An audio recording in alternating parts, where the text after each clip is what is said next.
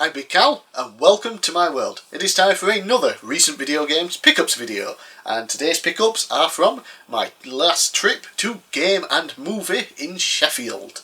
Well, first up is one that I didn't get from Game and Movie, but I got it the same day before I went there. Just got it out of sex, and that is a PSP game, God of War, Ghost of Sparta. This was the last physical God of War game that I really needed for my collection. There is a version on PS3 that has the two PSP games physical, but I believe it was only released in like Mexico. I just have the American version that has the first three games on disc and then the two PSP digital. Yeah, so I have played this of course before on the PS3 that way. Really fun game. I do own the other one, Chains of Olympus on PSP. That's where I first played that one. Very fun game. This one, for some reason, just shot up in price a few years ago. No idea why. The other one's still fairly cheap. This one, not so much. But yeah, I saw it in sex. 20 quid. Complete in box. I decided, you know what, I'll just grab it for the collection finally. So it's God of War. They are really fun games on the PSP. Of course, you can get them mostly digitally on the PS3 as well. They look and play better, of course, because they've been ported over to a HD system. Yeah, so God of War, Ghost of Sparta. You can't really go wrong with these God of War games. Even Ascension, fun still, but yeah. Okay, so the first game from Game and Movie then is a PSP game, and that is Burnout Dominator. Burnout series, a hugely fun arcade racing game. Everyone sort of talks about Burnout Paradise these days with the big open world, and it's fun, yes, but it isn't as fun as the older games in my opinion. And this, of course, is one of the older games. Drive around, really fun controls, fun soundtracks, great mechanics. You know, you swerve past people, you build up a boost and things. You can crash into other cars and whatnot. It's just a blast. I believe I have another Burnout game on the PSP already. Can't quite remember which one it is, but yeah, nice to have Burnout Dominator finally added to the collection. Now we have a couple of demo discs. Always like demo discs, and they seem to be having a lot more in stock when I go now at Game Movie. So I've got some PS3 ones firstly. Can't remember the name. This one, the disc is not in this one, it's in my PS3 from when I recorded footage of it. So I think it was something like 42. Yeah, I'll probably be wrong. But yeah, PS3 demo disc, so the games are on the disc, but you have to install them onto the hard drive to play. You can't play them off the disc. Baffling a little bit, but yeah, whatever. So we have Dante's Inferno, Bayonetta, Dark Void, Skate 3, Just Cause 2, Uncharted 2, Yakuza 2, Lost Planet 2, Fairy Tail Fights, Vancouver 2010.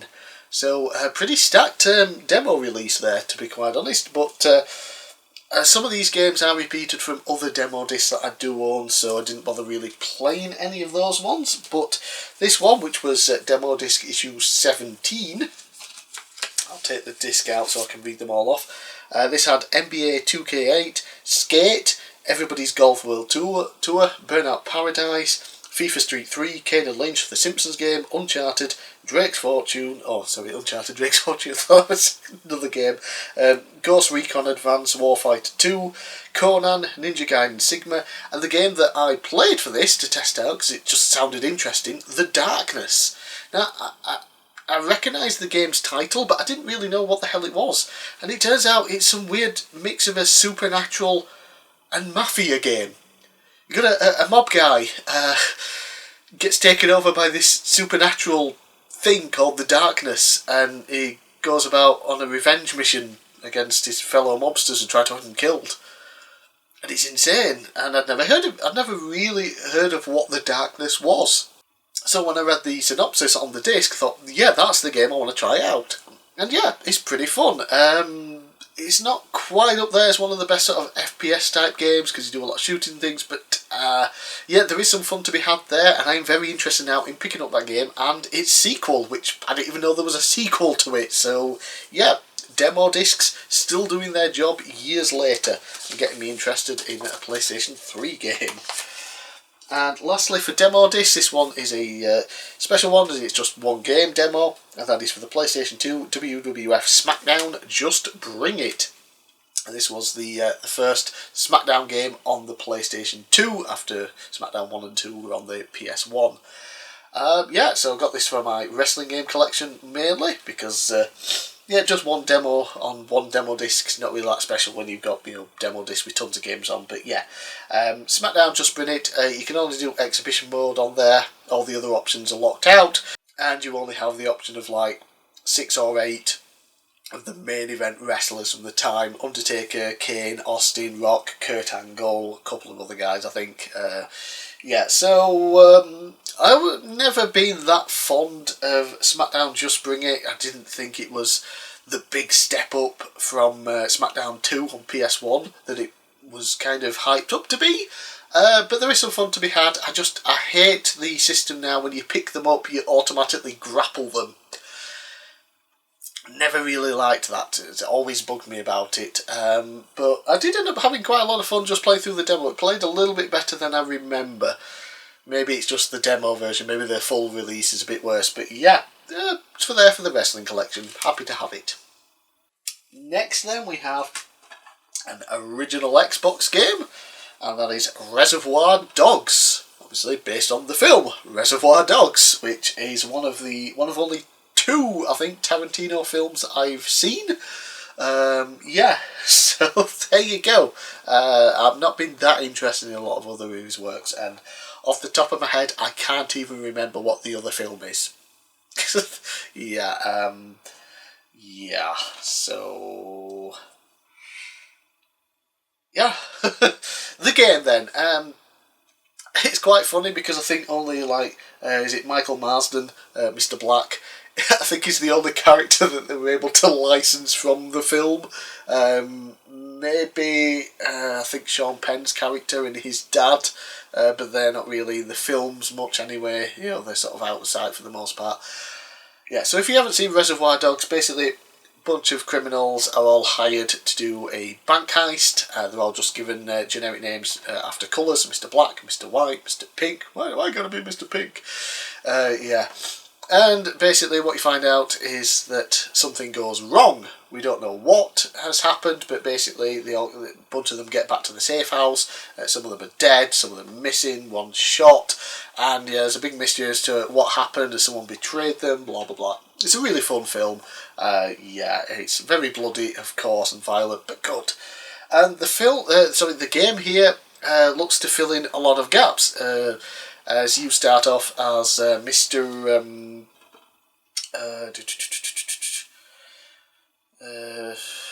What's it there? Yeah, basically the Tim Roth's character, is that his name? Is it Tim Roth? His character in the film, that's who you play in the game.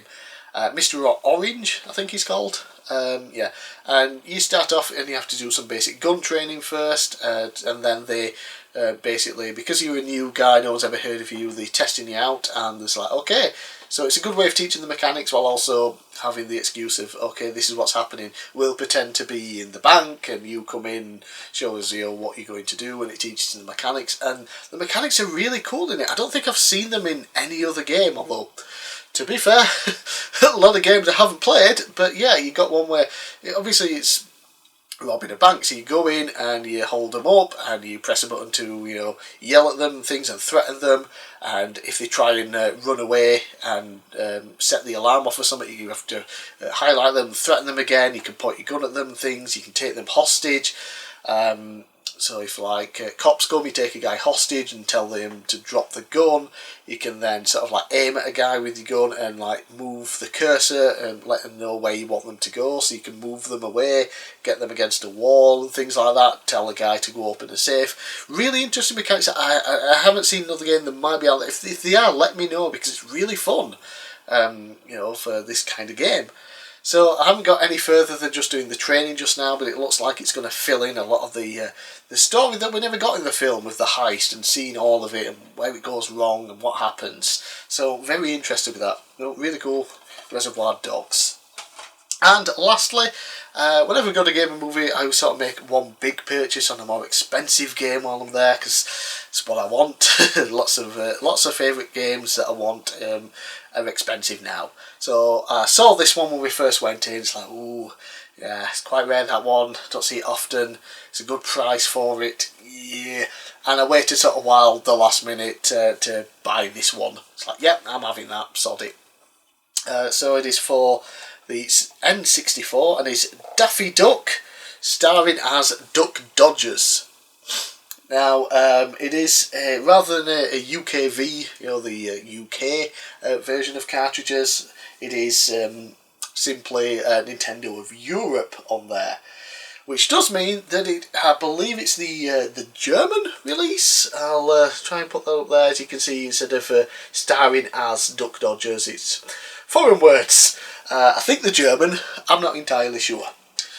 But because it's a European release, like most PAL releases were, there are multiple language options. So all you have to do is go in, change the language to English. It's easy enough to do even in whatever language it was set at to begin with, whether it was German or something else.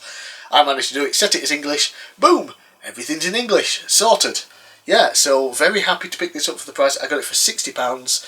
It goes for considerably more on eBay, depending, especially what version you get. I think like the North American version is even higher priced, and PAL versions, the price sort of depends on if it's the UKV one or just the European one. But yeah, I'm very happy with this. I don't care if it's got a slight foreign language on the front, plays in English. And yeah, it is a fun 3D platformer with Daffy Duck, so he's got weapons and things. I'm not sure if I'm getting this right, but I think it uses the same engine as the Bugs and Taz games on the PlayStation 1. I might be getting confused with another game. I think there's a Taz game on the N64. I might be getting confused with that, but either way, 3D platformer, bright and colourful, Daffy Duck. Yeah, these kind of games are definitely my jam.